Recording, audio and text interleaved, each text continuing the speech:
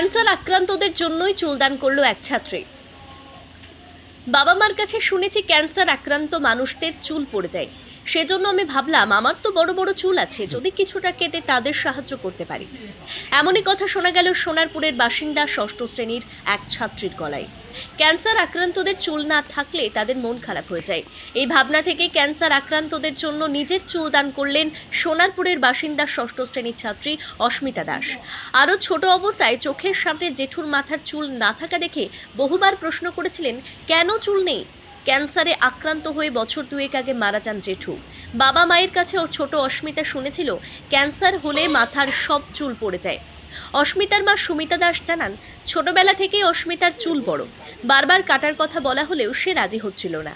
বাবা ও মায়ের কাছ থেকে ক্যান্সার আক্রান্তদের চুল দান করার বিষয়টি জানতে পারার পর সে চুল দান করতে চায়।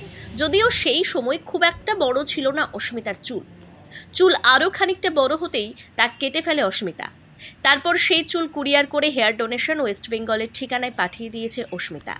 তার আশা তার এই চুল ক্যান্সার আক্রান্তের কাজে লাগবে।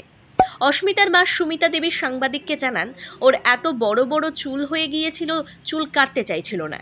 শেষে ক্যান্সার আক্রান্ত রোগীদের কথা তাকে শোনায়, সে চুল কাটতে রাজি হয়।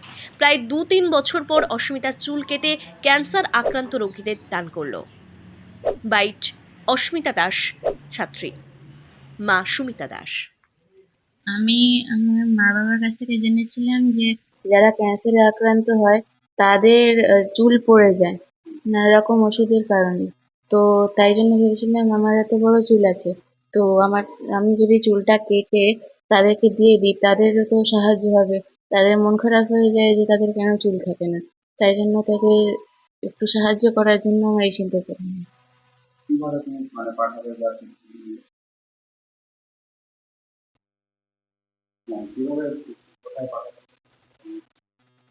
এটা কুরিয়ার করে দেওয়া হবে, এটা পাঠানো হবে হেয়ার ডোনেশন, একটা ওয়েস্ট বেঙ্গলে একটা আছে ওইখানে, বাড়িপুরের ওখানে আছে।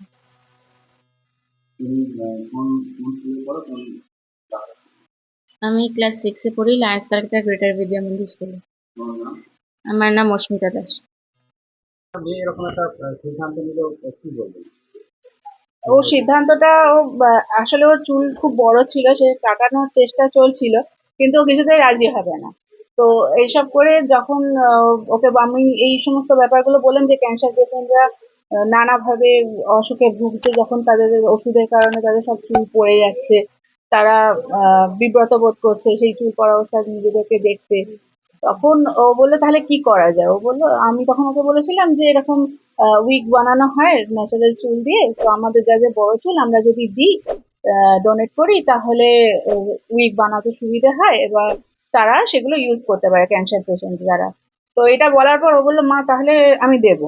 তাহলে কিন্তু এটুকু ছোট চুলোটা হবে না, আরো বাড়াতে হবে। তখন ও আরো বড় করলো বেশ কিছুদিন ধরে। তারপর রিকোয়ার্ড লেন্থে যখন পেলাম তখন ও বললো, মা এবার তাহলে দিয়ে দিই চলো। তো ওর ভেতরে এই ভাবনাটা এসেছিল যে আমার জন্য যদি কারো কাজে লাগে, আমার কোনো জিনিস যেটা আমার এক্সট্রা আছে সেটা দিয়ে আমি যদি কাউকে হেল্প করতে পারি। তো এইভাবেই আর কি, কথার মাধ্যমেই ওর মধ্যে এই জিনিসটা চলে এসেছিল।